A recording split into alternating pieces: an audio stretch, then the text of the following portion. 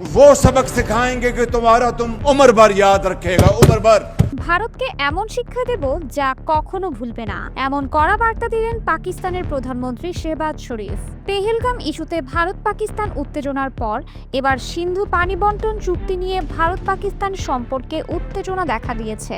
उनको वो सबक सिखाया जो उनको रहती दुनिया तक याद रहेगा।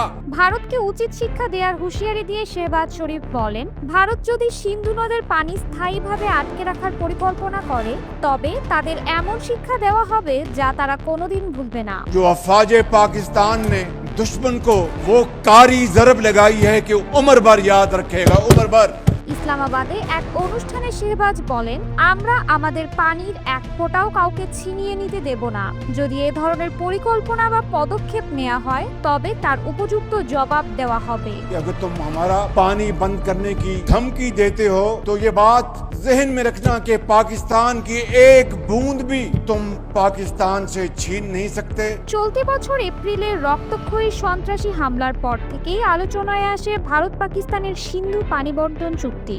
গত 22 এপ্রিল ভারতের জম্মু কাশ্মীরের পেহেলগামে ভয়াবহ বন্দুক হামলায় প্রাণ হারান 25 জন ভারতীয় এবং একজন নেপালি পর্যটক। ভারত দাবি করে এই হামলার পেছনে পাকিস্তানের হাত রয়েছে, যদিও পাকিস্তান তা বরাবরই অস্বীকার করেছে। ওই হামলার পরপরই ভারত সিন্ধু পানি বন্টন চুক্তি স্থগিতের ঘোষণা দেয়।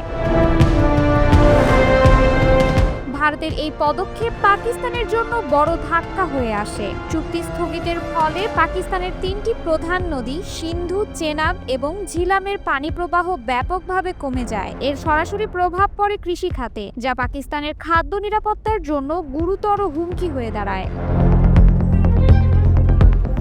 পরিস্থিতি মোকাবেলায় পাকিস্তান আন্তর্জাতিক আদালতে মামলা করে। দীর্ঘ শুনানি শেষে 8 আগস্ট আদালত রায় দেয়, সিন্ধু পানি বন্টন চুক্তি সচল করতে হবে এবং ভারতকে অবিলম্বে এই চুক্তিতে ফিরে আসতে হবে। আদালতের রায়ে আরও বলা হয়, ভারত যদি সিন্ধু নদের উপর বাঁধ বা অনুরূপ কোনো স্থাপনা নির্মাণ করতে চায় তবে অবশ্যই চুক্তির শর্ত মেনে তা করতে হবে। চুক্তি স্থগিতের সময় ভারতের কেন্দ্রীয় স্বরাষ্ট্রমন্ত্রী জানিয়েছিলেন, সিন্ধু নদের ভারতীয় অংশে জলবিদ্যুৎ উৎপাদনের জন্য বাঁধ নির্মাণ করা হবে। ভারতের রায় এই পরিকল্পনার দিকেও নজর দিয়েছে এবং শর্ত সাপেক্ষে অনুমোদনের নির্দেশ দিয়েছে।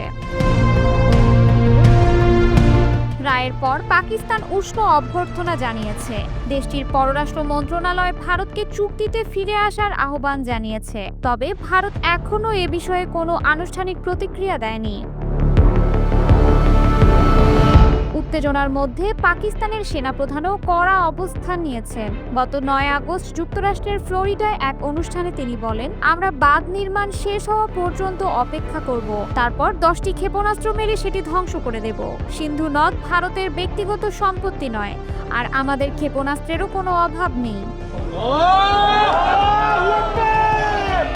বিশ্লেষকরা মনে করছেন, এই পরিস্থিতি দ্রুত নিয়ন্ত্রণে না আনা গেলে দুই দেশের মধ্যে কূটনৈতিক সংকট আরো গভীর হতে পারে, যা আঞ্চলিক স্থিতিশীলতার জন্য বড় চ্যালেঞ্জ হয়ে দাঁড়াবে।